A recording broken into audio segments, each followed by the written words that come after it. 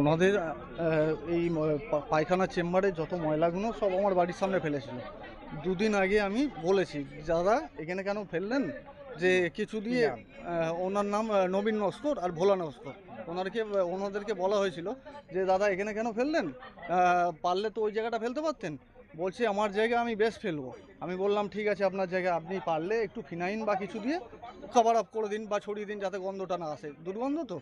এবার কি হয়েছে, উনি বাঁশ আর লাঠি নিয়ে মারতে এসছে, মদ্যপান করে আবার ছেলেকে পাঠিয়েছে, রীতিমতন গেটের সামনে এসে হুমকি দিয়েছে, মেরে দেবো, এ করবো, সব ভিডিও আছে আমার কাছে।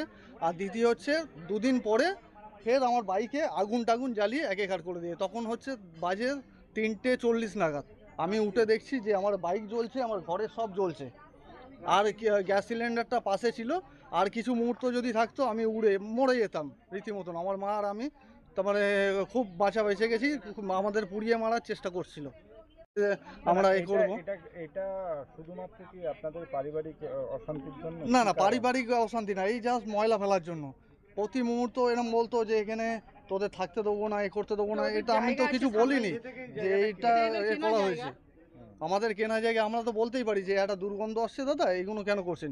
বলছে আমার জামাই এখন টিএমসির বড় লিডার আছে, ঠিক আছে, তোরা এখন ভাবিস না আমরা হেরে গেছি বা এসে তোদেরকে দেখে নেবো, ঠিক আছে। আমরা বিজেপি করি, ঠিক আছে। ওনারা বলছে দেখে নেবো, পুরো এ করে দেবো, শেষ করে দেবো, জ্বালিয়ে দেবো। আগুন লাগায় গতকাল রাত্রে? হ্যাঁ, আগুন লাগায় গতকাল রাতে। আগের দিন ভিডিও ফুটেজে ও উল্লেখ করেছে, আর ওখান থেকে ধমকি দিয়েছে, আর লাঠি টাঠি নিয়ে সব পুরো প্রমাণ আছে যে আগুন লাগিয়ে দেবো, দুদিন পরে তোরা আর বাঁচবি না, জানে মেরে দেবো। কি চাইছেন? আমরা চাইছি যে এটা কিছু ব্যবস্থা নিক, আইনত ব্যবস্থা, যাতে আমরা সেফটি থাকি, সুরক্ষা থাকি, ঠিক আছে। পাড়ার সবাইকে অশান্তি করে মারছে, ঠিক আছে। এইভাবে তো চলা যায় না। মেয়ে বউ যদি বেরোয়, তাদের হাত ধরে ধরে টানাটানি হচ্ছে, তাদেরকে গালিগালাজ করা হচ্ছে, এগুলো তো ঠিক না। এবার ওনার বিরুদ্ধে যদি কেউ বলতে যায়, প্রোটেস্ট করতে যায়, তো ওনাদের শাবল বা ছুরি নিয়ে, তরোয়াল নিয়ে মারতে যাচ্ছে রীতিমতো। আর উনি থানায় গিয়ে মিথ্যে কমপ্লেন করে সবার নামে ভাসাচ্ছে।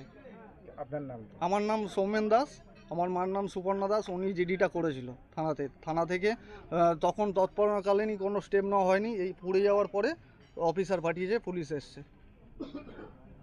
বলছি যে এইরকম ভাবে দুজন মানুষ আজকে যদি না কেউ এরা আমরা পাশে আসতাম, তাহলে এরা মানে আজকে দুটো মৃতদেহ বার হতো এদের। আর পাড়ার সবাই এসছে, আগিয়ে এসছে, এসে উনি তাও অস্বীকার করে যাচ্ছে, তাও হুমকি দিয়ে যাচ্ছে যে তোদের দেখে নেবো। যারা যারা এসছে পাড়ার লোক, মেয়েরা, বউরা, বাচ্চারা, যারা সবাই ছুটে এসছে, তাদেরকে বলছে যে তোদের দেখে নেবো।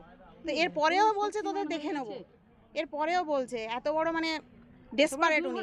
আমরা বাচ্চা নিয়ে আমরা আতঙ্কে আছি স্যার, আমরা বাচ্চা নিয়ে আতঙ্কে আছি যে ওনা কখন দা কুড়ুল এটা সেটা নিয়ে বেরিয়ে পড়ছে, ধারালো অস্ত্র নিয়ে বেরিয়ে যাচ্ছে।